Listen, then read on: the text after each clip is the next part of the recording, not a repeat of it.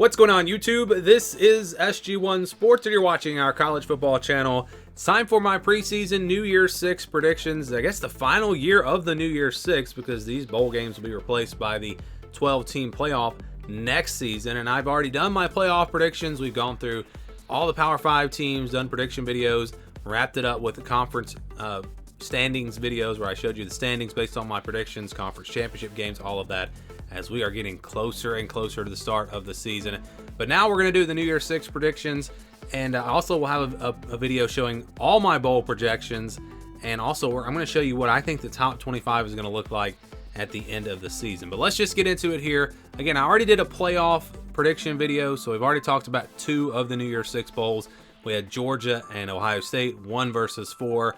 In one of the playoff semifinals, the Sugar Bowl, and then the other one, Michigan versus LSU in the Rose Bowl, the other semifinal. And like I said, talked a lot more about why I had these teams in these bowl games in the playoff prediction video, and also went all the way through to the national championship and gave you my championship winner in that video. So make sure you go back and watch that if you missed it. But let's get into the other New Year's 6 bowls. We got to put a Group of 5 champion in there. We've got to put the ACC champion in the Orange Bowl, or an ACC team, and then the other Orange Bowl team has to either be ACC or SEC, Big Ten, or Notre Dame. Other than that, it's really all at-larges, no other conference affiliation. So we'll start with that Orange Bowl.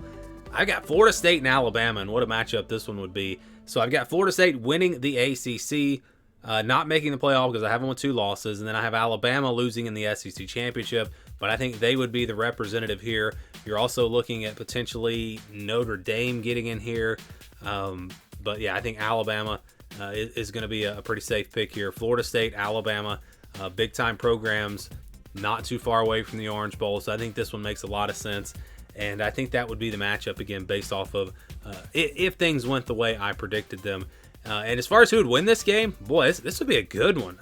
If all the players play, if you don't have any opt-outs, I actually think Florida State might have a little bit better team than Alabama this year, but you don't count out Nick Saban when he's got a lot of time to prepare. So this would be a tough one to pick, but I think it would be a really good game, and who knows, maybe we'll see that matchup in the Orange Bowl.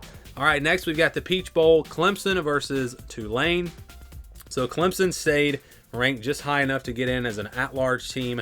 Tulane is my highest ranked conference champion from the Group of 5. I'll be honest, I haven't spent a ton of time, or really much time at all, on the Group of 5 teams. I spend so much time evaluating, analyzing, breaking down, researching, whatever you want to call it, on all these Power 5 teams that I just don't have a whole lot of time to do much research on the Group of 5. But I have looked at Tulane, and I believe they're going to be really good. I think UTSA is a team to watch out for. I've also looked at SMU. SMU could be a sneaky team out of the American. And then a lot of people like Boise State out of the Mountain West. We'll see about that. But yeah, Clemson, Tulane here in the Peach Bowl, at large versus the highest ranked Group of 5 champion. And I wouldn't be shocked if Tulane, if this happened, if they won a New Year's 6 bowl for the 2nd straight season, especially if Clemson has some opt-outs. Let's move on now to the Fiesta Bowl. And how about this matchup? Texas versus USC. Would love to see this. Of course, they played in the national championship back whatever year that was, 05, 06, can't remember now, in what was arguably the greatest national championship game of all time, or at least of the BCS era. That was a great game, and we could see, obviously not those exact teams, not those players, but see those programs on the field again here, and it would be the final year for Texas in the Big 12, final year for USC in the Pac-12, so I think this would be a really fun matchup. A lot of points, a lot of offense in this one. I think you would see a shootout for sure, and I'll be honest, I don't know who would win. I think this is one that could go either way if we do get it. But that would be my pick for the Fiesta Bowl. We wrap things up with the Cotton Bowl, Washington versus Notre Dame. These are the highest ranked teams remaining. Again, based off of what I think the top 25 is going to look like. I'll break all that down for you in another video. But Washington gets there. They stay ranked in the top 10. And as far as where I had them ranked, because I did show that in the playoff video, I have Washington at 10, Notre Dame actually at number 11. So these 2 teams would be at-large teams, and they would get in there. Both teams going 10-2 in the regular season. Of course, Washington I have losing to USC in the Pac-12 championship, but I don't think they're going to be penalized much for that. If they drop out, other teams that I think are going to go 10-2, Tennessee, Oregon, and Penn State. I think those 3 teams all have a chance, but just based off of resumes and all of that, I think these would be the highest ranked teams, Washington and Notre Dame. As far as this matchup, you've got the high-powered offense of Washington versus the run game of Notre Dame, but Sam Hartman's there this year, so maybe they're a little bit more balanced. It will be a good matchup. A physicality of Notre Dame, maybe the finesse of Washington, if you want to put it that way. Not really sure who would win this one. Probably would take the offense, though, in Washington if there are no opt-outs. And, of course, the opt-outs definitely mess things up when you get to the New Year's Six Bowls, but we won't have to worry about that anymore when we get to the 12-team playoff.